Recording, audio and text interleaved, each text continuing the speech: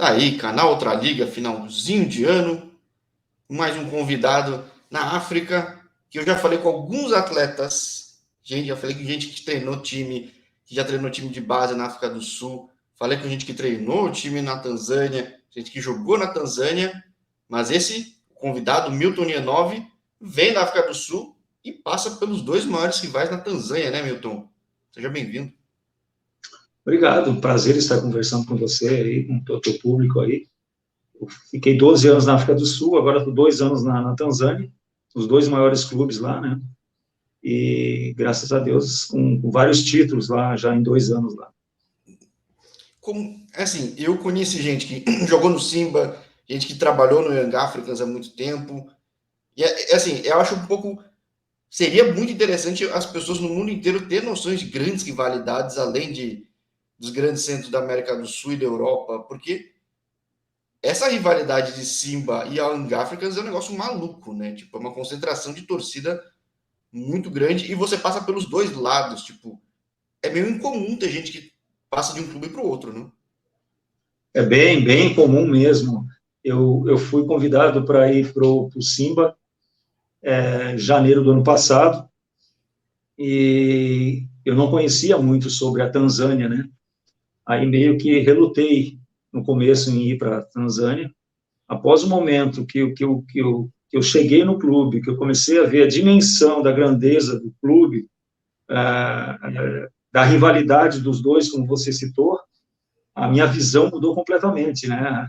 O meu pensamento mudou completamente em relação a isso, porque o Simba, em termos, só para citar, em termos de Instagram, eles têm mais de 4 milhões de seguidores, né? Chegando muito próximo agora.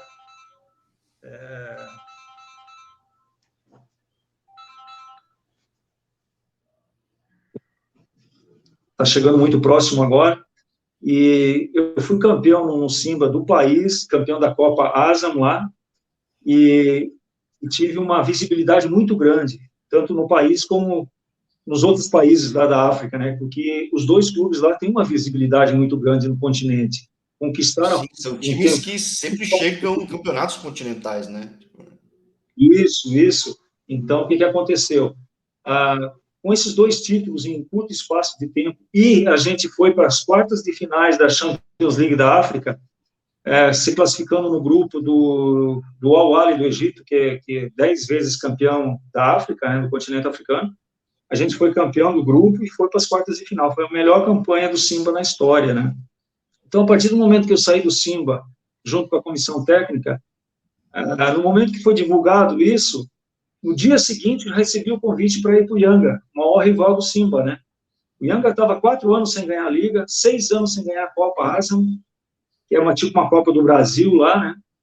E resolveram me contratar. Eu fui logo em seguida para lá, no qual eu fui campeão do país novamente, campeão da Copa Asam novamente, campeão de outra Copa lá, que é muito importante, a Copa do campeão do país contra campeão da Copa do país, né? Então, esses 3 títulos pelo Yanga e os 2 títulos pelo Simba foram um ponto muito importante para mim, na minha visibilidade, no meu crescimento como treinador de goleiro e na moral conquistada lá, né, no país. E eu sou elogiado ainda pela torcida do Simba, muitos torcedores, 90% me elogiam muito, lógico que tem aquele percentual que tem aquela rivalidade em primeiro lugar, né, mas continuo me elogiando pelo trabalho que eu venho fazendo, pelo resultado em cima dos goleiros, né. Isso é muito gratificante porque é justamente contra o maior rival. Então, isso é difícil de acontecer. Um exemplo, Flamengo e Vasco, Palmeiras e Corinthians, Figueirense e Avaí, é difícil acontecer isso. Elogiar um rival, né? Isso aconteceu e está acontecendo muito comigo, graças a Deus. Aqui o canal tem quase 2 anos e eu falei com, acho que talvez os dois últimos brasileiros que passaram pelo Simba e eu fiquei impressionado, porque, assim, já falei com gente que passou pelo Young, o pessoal chama, pessoal aí não, pessoal lá, né, que você tá no Brasil, chama o Young Sim. Africans de Yanga, na verdade, né, que nem você tá dizendo, né. Isso. O pessoal que É. passou no Young há muito tempo, mas esse pessoal aí que eu entrevistei que tava um ano e meio atrás no Simba, eu fiquei impressionado que como a torcida ainda é bem presente em rede social, as pessoas postam, o pessoal comenta, é que realmente é muito polarizada a torcida num país que de seleção não é tão tradicional, né? Mas de time é muito forte, né? O que te Muito surpreendeu forte. quando você chegou na Tanzânia? Me surpreendeu muito a forma como a torcida ajuda durante a semana, através de mídia social, durante os jogos, que é 60 mil pessoas a capacidade do estádio. Na maioria das vezes, o clássico lá, o estádio está lotado. É incrível como essa empolgação pela torcida de ambos os lados e também saudável, sem brigas, é uma coisa muito bonita de se ver. Me impressionou muito porque esses dois clubes estão a nível mundial, falo a nível mundial, dos maiores clubes em termos de mídia social, de Instagram, no caso, né, um exemplo, porque o maior do continente, se não me engano, é o Al-Ahly com 6 milhões, o Simba está com mais de 4 milhões, o Yanga está chegando nos 3 milhões. Isso é muita divulgação, é muita visibilidade, e a torcida realmente comparece. Qualquer coisa que você posta, eles vão, curtem, comentam e querem interagir com você. Isso é muito importante. É uma torcida que empolga muito durante o pré-jogo, o pós-jogo. O jogo indiscutivelmente, é uma empolgação muito grande de ambos os lados, né? A cidade para, o país para, que 95% acho do país torce para essas duas torcidas, no caso, só dividem essas duas torcidas, o resto é muito pequeno, né? Então, a, a rivalidade, e no bom sentido ainda lá, é muito grande e muito bonita. E as pessoas na rua, tanto de uma torcida como da outra, a meu respeito, estou falando também, é um respeito muito grande e é uma valorização muito grande, tanto de um lado como do outro. Você estava aqui, você está lá, mas você é um ótimo profissional, você continua fazendo um trabalho muito bom, isso é gratificante e empolga mais, né, e dá motivação para continuar trabalhando bastante, né? Agora, você é ex-goleiro aqui no Brasil, foi preparador de goleiro em times grandes aqui no Brasil, com grandes campanhas, mas como é que chegou para ti a oportunidade de sair do Brasil? Porque eu fiquei curioso. Eu já ouvi de algumas pessoas que foram para a África do Sul por causa da Copa, na ideia de desenvolver o futebol lá, alguns clubes, confederação. Foi um pouco o seu caso também? Não. Eu estava no final de 2008 saindo da Chapecoense, em um curto espaço de tempo lá. Aí, ainda em dezembro, o Muricy Ramalho, que é um grande amigo, mais do que amigo, me ligou, que a gente trabalhou junto em 2002 no Figueirense, né? Ele me ligou e me perguntou se eu tinha interesse de ir para a África do Sul. E um amigo dele, lá, o Reis, que era um auxiliar técnico do Golden Arrows de Turma, trabalhando lá, ele soube de um outro clube na África do Sul, o Free State Stars, estaria precisando de um treinador de goleiro. E o preparador físico desse clube também era brasileiro, no interior de São Paulo. Aí eu falei para ele, não, vou, com certeza, é um país bom, eu já tinha informações da África do Sul em todos os sentidos, né? E também da proximidade da Copa, eu sabia que as condições de trabalho iam ser muito boas lá, né? Os estádios iam ser bons, gramados, eu sabia das condições do país em todos os sentidos, né? Em transporte, de rodovias, de hotéis, enfim, a liga era muito organizada, como é ainda, né? Então, quando o Muricy me falou isso, eu disse, não, com certeza eu vou. Acabei ficando 12 anos lá, né? Acho que deu certo. 12 anos, né? Pô, é um bom tempo, né? Bom tempo.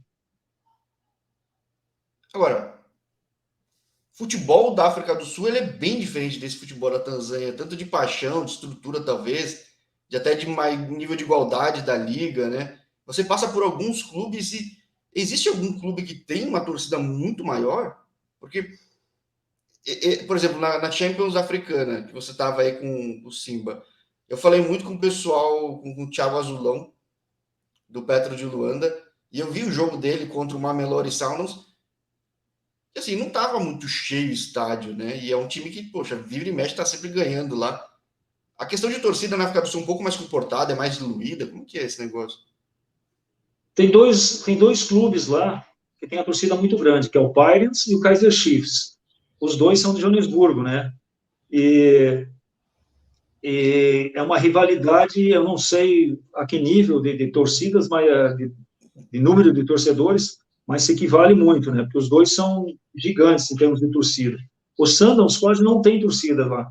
É o clube mais organizado, é o clube mais rico do país, mas é o clube que mais ganha títulos, né, ultimamente, e até ganhou o Champions League da África também. Eu acho que ganhou os últimos, sei lá, 4 ou 5 campeonatos 4 ou 6, sul-africanos. né? É, sim, é uma coisa assim. Exatamente aí. Mas é o clube disparado, é o melhor clube da África do Sul, mas com pouquíssima torcida. O que acontece na África do Sul é que muitos clubes, que não é o caso do Sundowns, do Pirates e do Chiefs, muitos clubes são de donos, realmente de donos. Então, se o dono resolver vender o clube, ele põe um preço, se alguém quiser comprar, está feito o negócio. Esse novo dono pode mudar o nome do clube, pode mudar de cidade, pode Ah, mudar de província. Aí tira muito aquela coisa dos torcedores ser apaixonados por aquele clube, né? A coisa meio que esfria daí. Acaba o clube. O exemplo do Celtic de Bloemfontein, que tinha bastante torcida, foi vendido. Então, o Celtic hoje, não sei se voltou para a terceira divisão, começou na terceira divisão novamente, mas acabou o Celtic. Então, é uma coisa muito diferente, não é que nem no Brasil, no caso, né? E em relação à Tanzânia, Simba, principalmente os dois, Simba e Yanga, são uma potência e não é esse caso de se vender e trocar de nome, não tem essa situação, né? então a África do Sul é mais que nem Estados Unidos, é mais franquia mesmo, né? Eu falei com um atleta que era do Mamelodi Sundowns e foi pro Royal M, de fato, era time de dono, né? Então, e de O fato, por Ricardo, ter tantas cidades grandes em volta, ele mesmo, por ter tantas cidades grandes, acho que as torcidas são da própria cidade, né? O que não é o caso do Simba do Yanga, que é time do país, né? sim. Até o Royal AM foi comprado também. Eu não lembro o nome anterior, mas foi comprado a questão de 2 anos atrás, 3 anos atrás, e já foi comprado quando estava na Premier League, né? Então, quer dizer, é complicado, porque eles não têm quase torcida lá, né? Então, eles eram de uma cidade, estão jogando em outra, às vezes treinam na outra, então não é aquela coisa fixa, é que o torcedor está próximo dos jogadores e vice-versa. O clube vamos dizer assim, é um atrativo da cidade e aquilo se perpetua, né? Não é assim, é bem diferente. Como é que eu posso usar a palavra? Uma coisa mais fria, né? Então, o futebol da África do Sul é super organizado, mas nesse ponto as torcidas não têm aquele crescimento, porque às vezes pode trocar de nome, de dono, de cidade, de província e acaba tudo aí, né? Eu falei com um jogador que estava no ex-Ajax, né? Que virou o Cape Town Spurs, né? Imagina você torcer Sim, pro Ajax ou pro Celtic. Ah, não, acabou, não tem mais agora, vai virar outro nome aqui. Tipo, é é o que complicado, é uma acontece, coisa mas estranha. sim. Até o meu ex-clube, o Free State Stars, foi vendido. No momento, ele não existe mais. Agora, ele está sendo. Estão jogando a primeira divisão, que seria a segunda, no caso, a nível do Brasil, né? Premier League é a principal, depois é a primeira divisão. Ele foi vendido, ele estava na primeira divisão, que tinha caído, foi vendido, não disputa mais nada, quer voltar daqui uns 3, 4 anos, mas é aquela incógnita, né? E a torcida não tem mais com quem torcer, no caso, não tem para quem torcer mais, a cidade ficou sem um representante na Liga Nacional. Eu vi isso, por exemplo, recentemente no México. O México que não tem mais rebaixamento, criou um sistema de franquia, tem time tradicional mudando de cidade, mudando de nome, e a torcida fica louca, né? Talvez na África do Sul nem dê tempo de ficar louca, porque o pessoal está mais acostumado a fazer negócio, né? E no México, eu acredito eu que as torcidas são mais calorosas, são mais mais quentes, né? Mais um povo que gosta mais do futebol, né? Que é um povo que vive mais o futebol na veia, né? Sim. Mas vamos lá, você vem de um histórico de clubes tradicionais no Brasil, e a gente sabe que goleiro no Brasil, essa preparação de goleiro é um negócio muito marcante aqui, é inquestionável. O mundo inteiro sabe como o goleiro brasileiro ele é diferenciado, tanto que em nível de seleção a gente tem uma oferta vasta de goleiros muito bons em clubes há muito tempo. Quando você chega na África do Sul, qual é a realidade que você encontra de ambiente de trabalho e também de desenvolver atletas lá? Porque os goleiros são locais, né? São africanos, né? Sim, eu cheguei, por exemplo, na África do Sul, é, no Free State Stars, no qual fiquei praticamente 5 anos. Eu cheguei lá e me deparei com uma situação.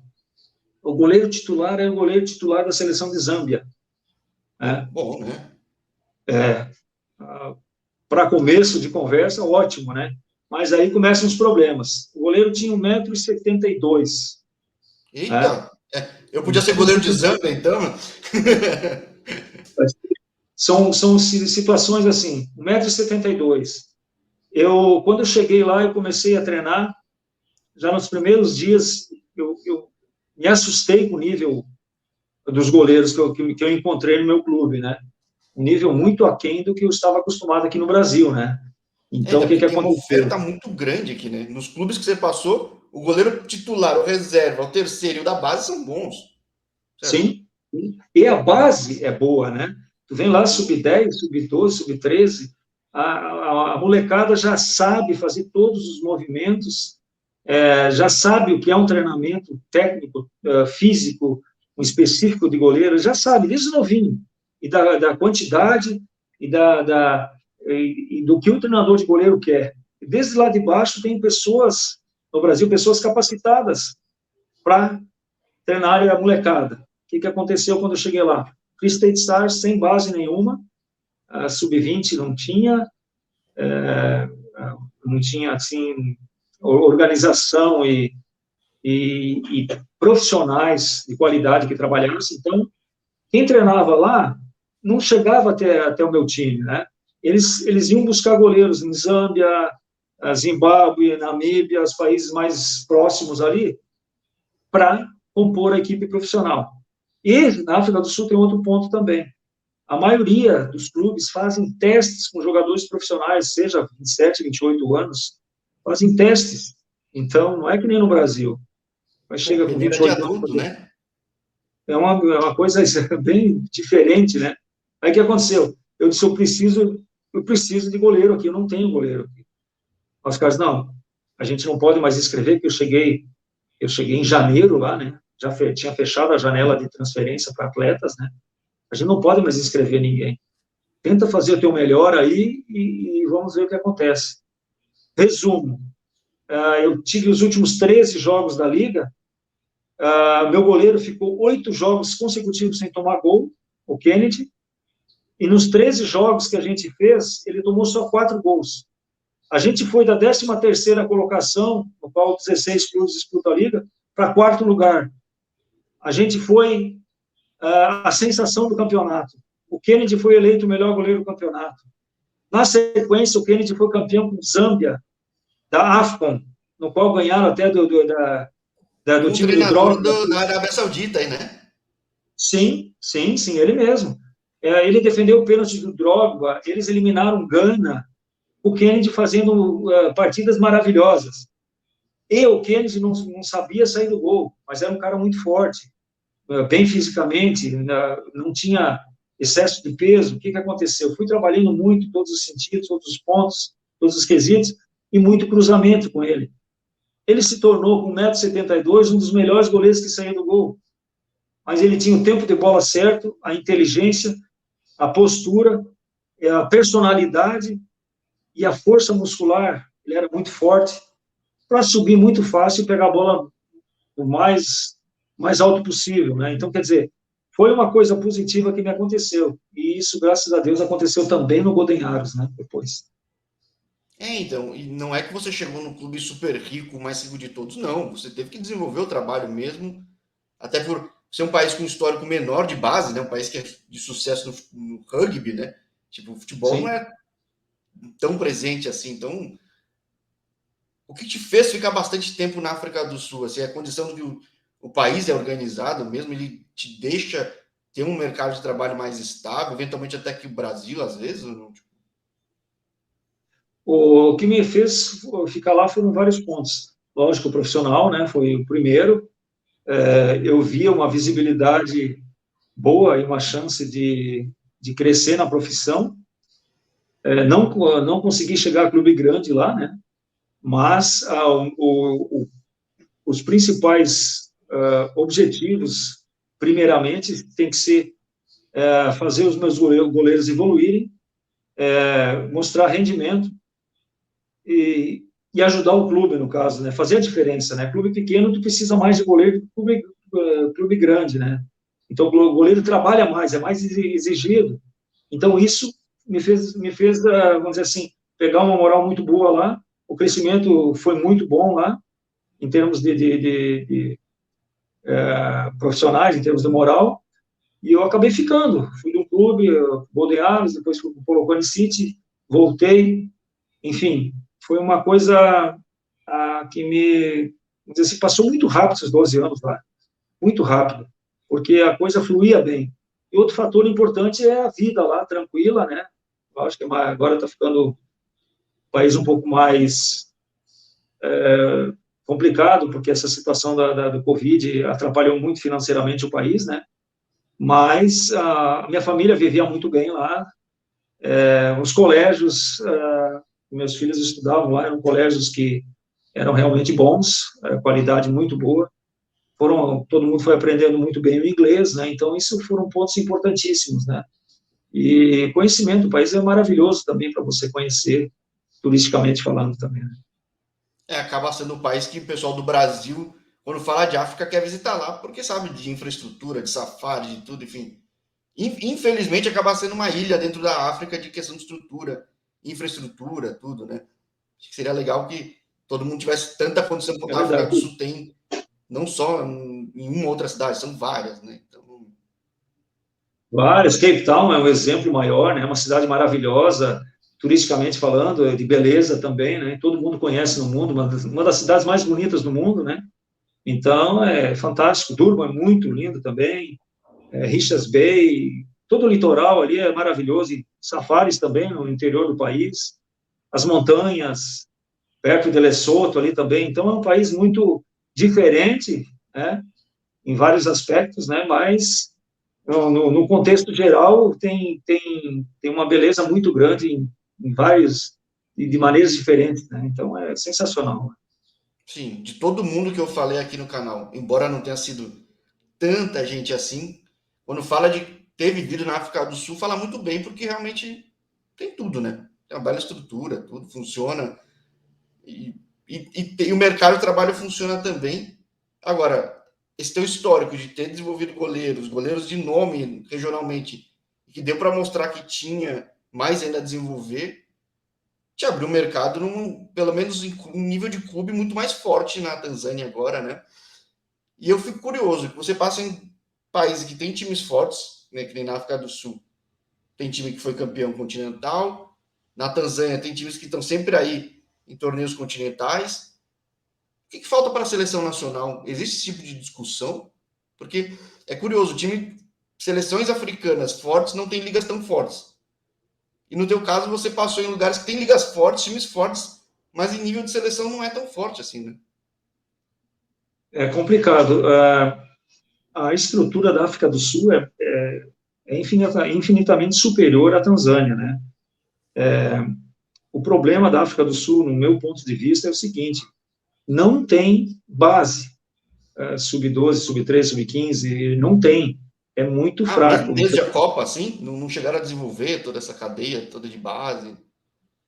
Não, não. Ah, Lá o pessoal não investe nas categorias de base. Eu digo numa média geral, né? Você vê o Sundowns, por exemplo, o Chiefs, o Pirates e o Super Sport, que é outro time da televisão lá, são times fortes, mas a base deles, eles não usam, que nem o Sundowns. O Sundowns, eu não lembro pode ser que no curto espaço de tempo agora que eu tenha saído, tenha colocado um garoto a jogar no time principal, mas eles não fazem isso. Eles têm a base lá, eles têm profissionais de qualidade lá, parece que veio o pessoal da Espanha lá ser treinadores da base lá, mas eles não botam jogadores da base a jogar no time profissional. O motivo? Não sei, mas... De trazer cara de fora, né? Os caras com mais nome, mas pro desenvolvimento do esporte é ruim, né? É péssimo, é péssimo. O Pirates, os Chiefs, colocam pouquíssimos jogadores na equipe principal. Eles trazem jogadores de todos os países da África ali e também do Brasil.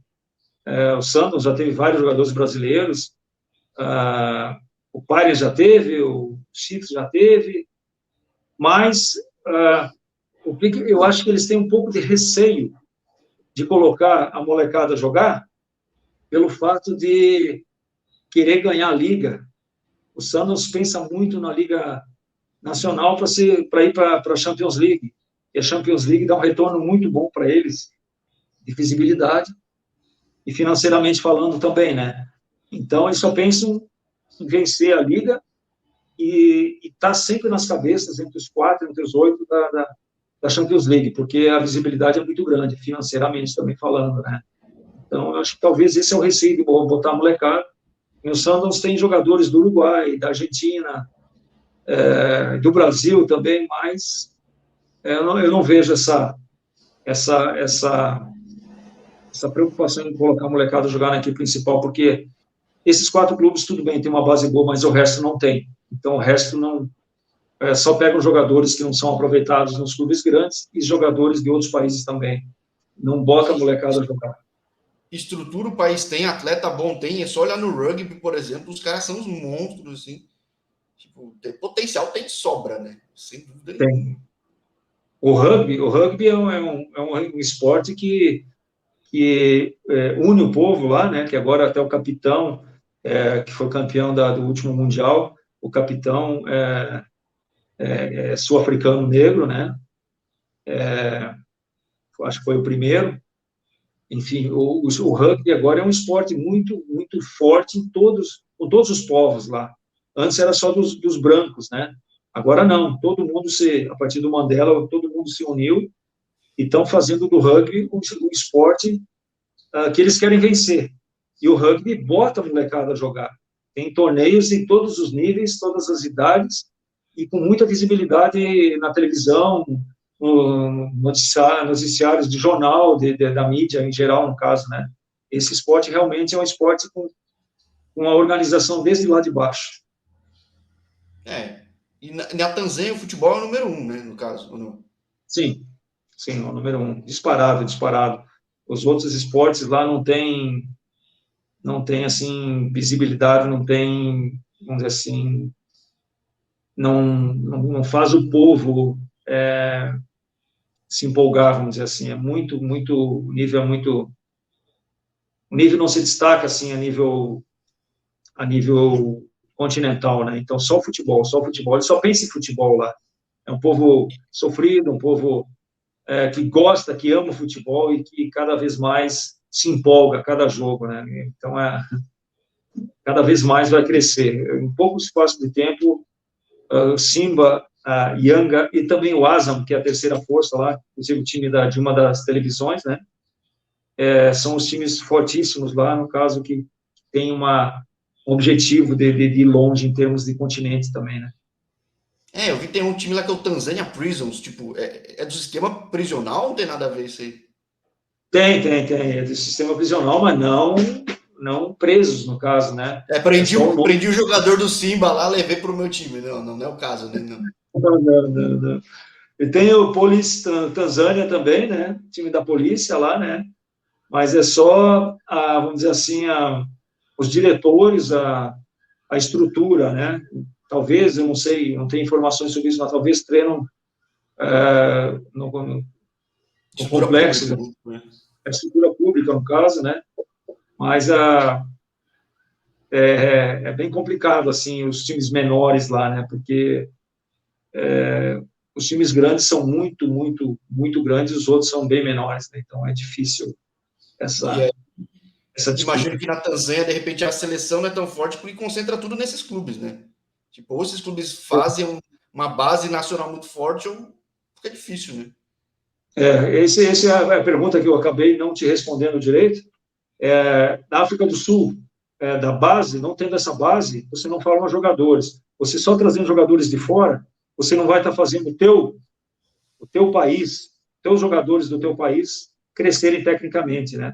Taticamente. Então, não faz uma seleção forte, estando 7, 8, 10 jogadores de outros países, né, no time principal.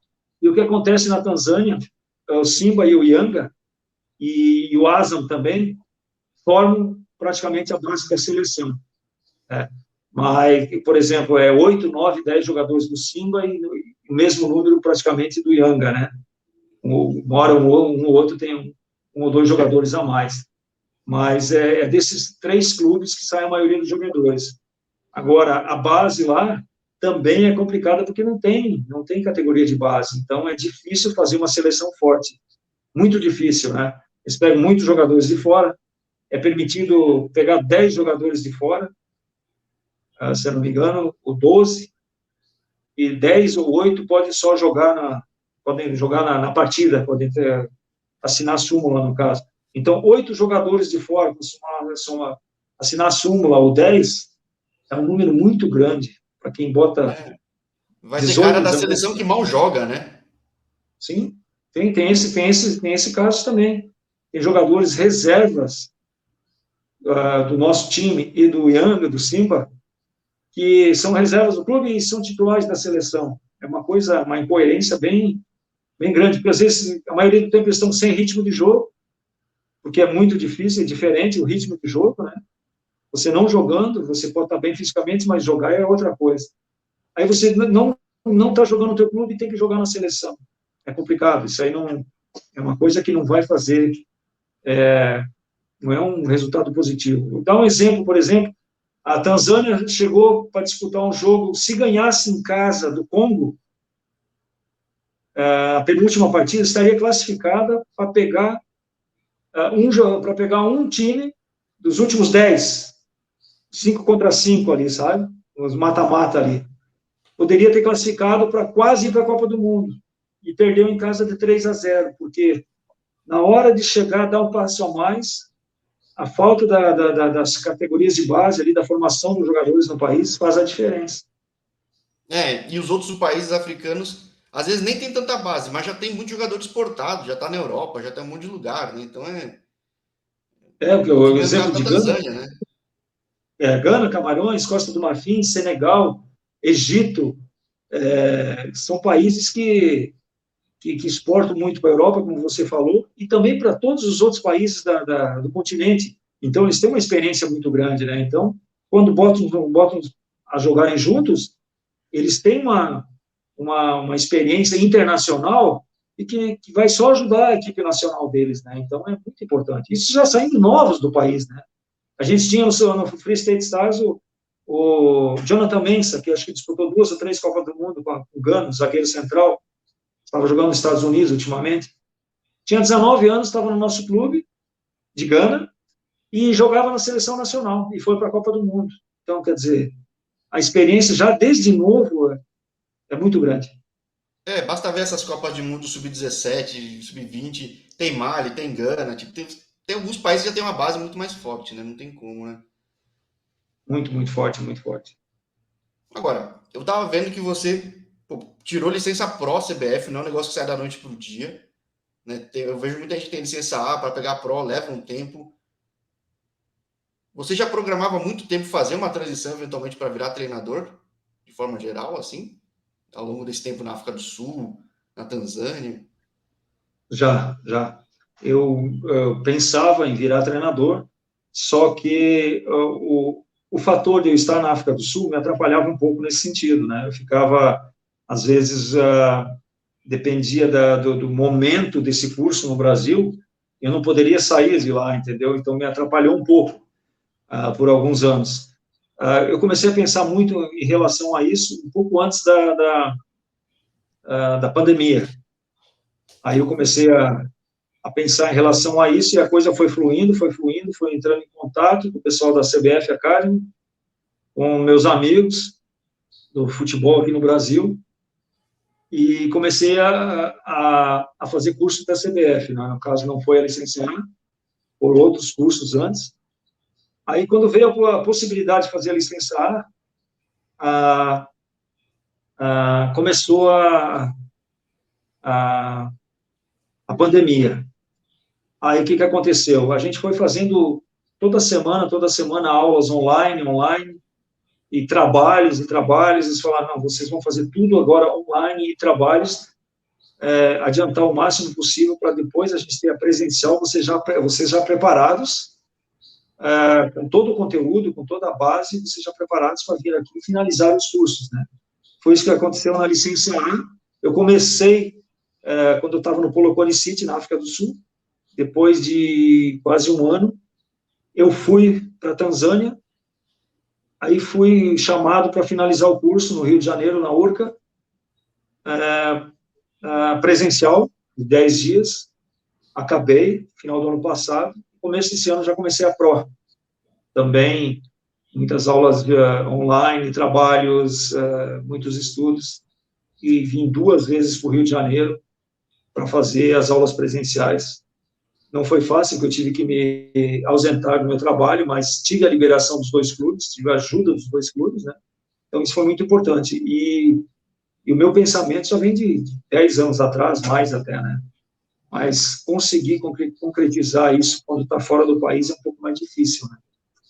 Sim, porque nessa profissão, não é de goleiro, mas de comissão técnica mesmo, você tem o quê? 20 anos já, ou não mais até?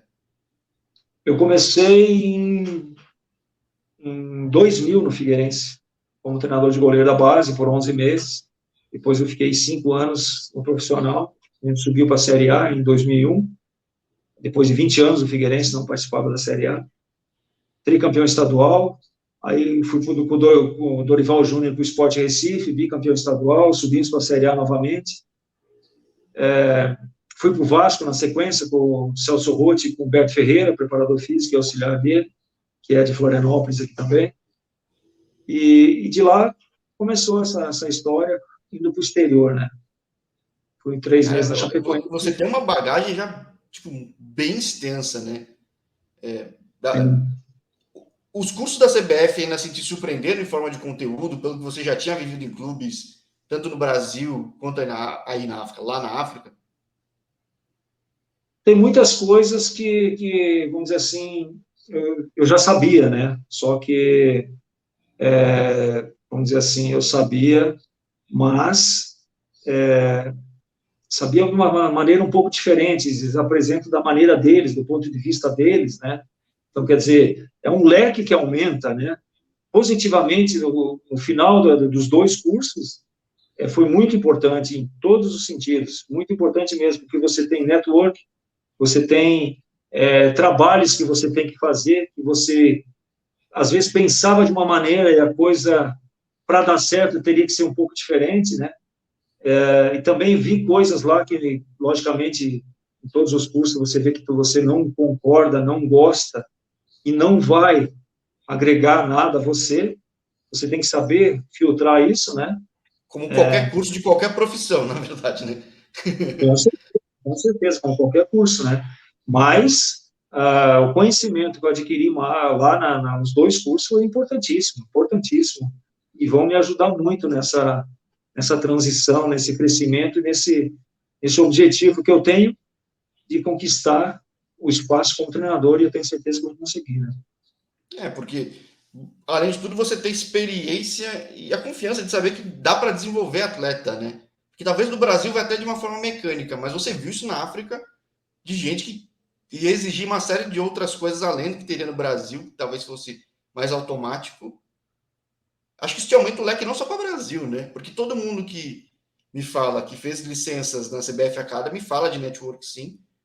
Mas você tem um negócio que, poxa, você tem um conhecimento, uma vivência de África, de alguns mercados aí que, com certeza, o pessoal procura brasileiro, mas você é brasileiro e já conhece a cultura, já está adaptado, né? Você não descarta trabalhar na África, no mundo árabe, sei lá, numa Ásia, talvez. O importante desses cursos aí é que eu levei conhecimento para eles do que eu passei nos países que eu trabalhei, E eles também, todas as pessoas, independente do nível de Série D, Série C, Série B, Série A do Brasil, Libertadores, enfim, Copa do Brasil, Brasileiro, todos eles me agregaram muito, me ensinaram muito, vários pontos que não estavam, vamos dizer assim, eu não estava, vamos dizer assim, valorizando, não estava levando em consideração. Então, um aprendizado sensacional, porque eu fiz curso com Rogério Ceni, com Cuca, com Marquinhos Santos, enfim, com a comissão técnica da seleção brasileira, agora a última, não com o Tite, né, com os outros integrantes da comissão técnica da seleção brasileira. Então, foram vários treinadores ali que eu conheci e que me ensinaram muitas coisas, aprendi muitas coisas com eles. Eles me perguntavam muito também dos países que eu trabalhei, enfim, de treinadores que trabalharam no mundo árabe também. Então, independente do continente, da língua e do estilo, do tipo de futebol, você tem que ter um conhecimento, porque um dia eu tenho a possibilidade de trabalhar no mundo árabe, eu tenho que saber o que está acontecendo lá. Tem que saber como é que os jogadores agem lá, como é que as comissões têm que agir lá para ter um resultado, para não bater de frente com culturas diferentes, com modos de pensar diferentes, né? Isso é muito importante, errar o mínimo possível quando você vai para uma cultura muito diferente, né? Como Japão, China, Arábia Saudita, por exemplo, né? Então você tem que ter muito esse cuidado. Esse conhecimento Hoje, adquirir também nos cursos lá. então, que hoje em networking, fazendo curso, você tem a ciência, mas é diferente de ter vivido, né? Você já tem vivido isso, né? Então, com certeza pesa bem mais um cara que pô, já teve que se virar em clubes menores na África do Sul, já pegou rojão aí na Tanzânia, clube que é pressão pra caramba, que tem que ganhar.